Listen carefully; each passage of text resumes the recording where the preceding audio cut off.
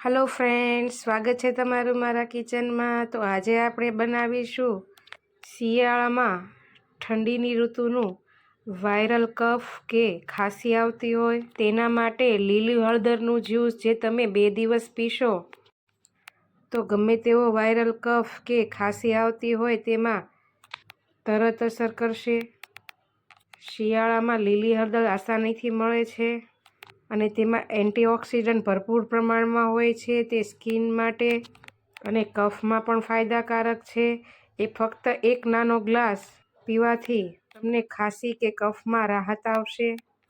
Recipe ગમે તો channel subscribe જરૂરથી કરજો।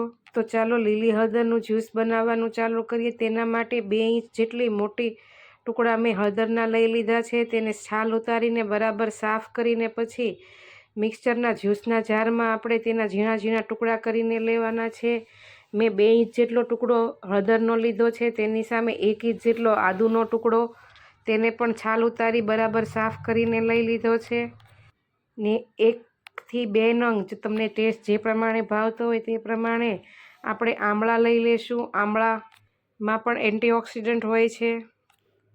આપણે આમળાથી હળદરના જ્યુસમાં સ્વાદ સારો આવશે અને આમળા આંખ, વાળ અને સ્કિન માટે પણ ફાયદાકારક છે, તો શિયાળામાં જરૂરથી પીવા। આમળાના આપણે આવી રીતે પીસ કરીને ઠળિયાનો ભાગ કાઢી લેશું અને હવે હળદર અને આમળાના ટેસ્ટને બેલેન્સ કરવા માટે મેં 1 નંગ સંતરાની સ્લાઈસ લઈ લીધી છે।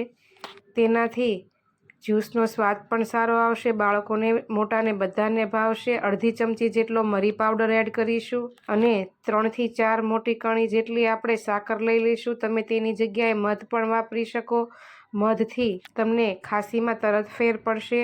મારી પાસે મધ નહોતું એટલે મેં સાકર લીધી છે અને અડધા કપ જેટલું આપણે તેમાં પાણી ઉમેરીને મિક્સર જારને બંધ કરીને પલ્સ મોડમાં એકદમ ચાલુ બંધ કરીને એકદમ જ્યુસ જેવું બનાવી લઈશું।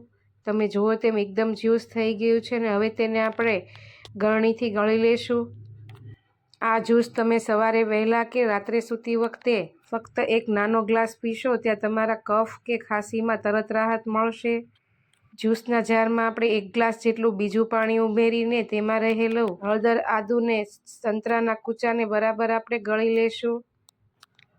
તેમાંથી બધું જ્યુસ લઈ લેવાનું છે। આવી રીતે ચમચીથી દબાવીને આપણે બધું કાઢી લેશું। જો તમને શરદી કે ખાંસી હોય તો એકવાર આ જ્યુસ જરૂરથી ટ્રાય કરજો અને તેનો ટેસ્ટ વધારવા માટે આપણે તેમાં અડધા લીંબુનો રસ એડ કરીશું, જેનાથી તેનો ટેસ્ટ સારો આવશે। અને પાચન શક્તિ માટે આપણે તેમાં 2 ચપટી જેટલો સંચળ પાવડર એડ કરીશું, જેથી હળદર અને આમળાની તુરાશનો ટેસ્ટ બેલેન્સ થશે। ચાલો હવે તેને સર્વ કરી લઈએ। જો તમે ક્યારેય લીલી હળદરનું જ્યુસ ના ટ્રાય કર્યું હોય તો એકવાર જરૂરથી ટ્રાય કરજો અને આ રીતે બનાવશો તો બાળકો પણ પી લેશે, બધાને ભાવશે। વિડીયો ગમી હોય તો કોમેન્ટમાં જરૂરથી કહેજો ને મારી ચેનલને સબસ્ક્રાઈબ કરવું ભૂલતા નહીં। બેલ આઇકન જરૂરથી દબાવજો જેથી તમને મારા આવા નવા નુસ્ખાના નોટિફિકેશન મળતા રહે। તો માત્ર 1 નાનો ગ્લાસ અને શરદી અને ખાંસીમાં 2 દિવસમાં રાહત મળશે। તો ચાલો કાલે ફરી મળીશું નવી રેસીપી સાથે। ત્યાં સુધી આવજો। જય શ્રી કૃષ્ણ।